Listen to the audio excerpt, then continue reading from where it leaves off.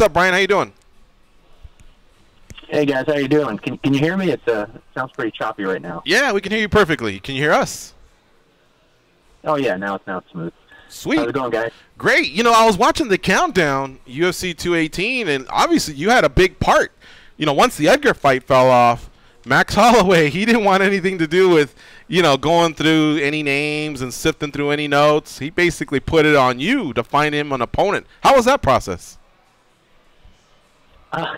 He really didn't put it on me. He just said he'd fight anybody. I mean, we literally, you know, it was such short notice that he just went into a panic and he's like, "Listen, I'll fight anybody." And he said he would fight Ferguson. He even talked about Cowboy. You know, going up to 55, doing whatever. You know, we thought that we were going to get, you know, Cub, but it ended up being Aldo. And you know, Max was, you know, like Joe Rogan said, he calmly said, "It is what it is, and let's do it." And he, you know, as soon as he got the bout agreement, he signed it within minutes. So it wasn't necessarily important for him to defend the title. He just wanted to fight on Saturday. Yeah, you know how Max is. He looks at everything as a fight first, and he looks at everything like it's his first fight, or you know, he doesn't look at a win streak or anything like that. He says he's always 0-0 before every fight. So yeah, he's first and foremost he wanted to fight, and he really did want to fight Frankie, and you know, he knew that, you know, it must have been a pretty bad injury for Frankie to pull out, because you know, Frankie never does. So there's a lot of respect between those two, and yeah, you know, and like you said, it is what it is. Mm-hmm. What did it boil down to in the end?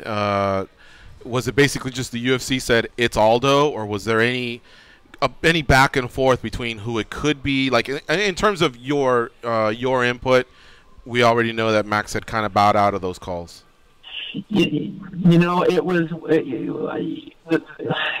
talking with Sean. It's one of those situations that, you know, and I said this before. You know, when Max won the belt, he did it in a way that he actually cleaned out the division on his way to it. Right. He didn't jump line and skip around, so there isn't a whole lot of people left for him to fight. In order for us to fight somebody in the top 10 that we hadn't already fought, Max would have to go all the way back to number 9, which was, I believe, was Darren Elkins. And, you know, that didn't look like it was going to be a headliner type of fight, or, you know, something for a pay-per-view. So they didn't, you know, I guess the UFC wasn't too excited about that. And then the option for Cub was there, but Cub already had a fight. And then obviously the option for Aldo as well.